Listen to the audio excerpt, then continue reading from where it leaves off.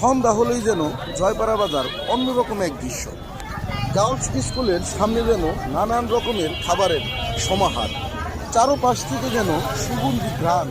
চলেন একটু ঘুরে দেখি। কাকা, কি বিক্রি করতেছেন এটা?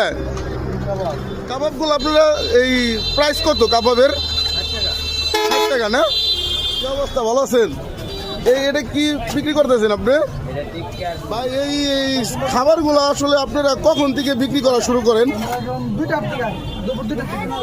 দুপুর 2টা থেকে। আচ্ছা, ওই বার্গারগুলো আপনি কয় টাকা করে বিক্রি করতেছেন? 50 টাকা। আর এই চিকেন রোস্টগুলো? কাকু কিন্তু আমাদের অনেক পুরানো, আমরা যখন স্কুলে পড়তাম তখন কাকুর কাছ থেকে আমরা এই ধরনের খাবার কিনা খাইতাম। ভালো লাগলো কাকুরে দেখে অনেকদিন পরে। আসসালামু আলাইকুম ভাই, কি অবস্থা, ভালো আছেন? কি বিক্রি করতেছেন ভাই আপনি? হালিম চটপটি। হ্যাঁ, এই নলি দিয়ে আপনারা হালিম কয় টাকা বিক্রি করেন?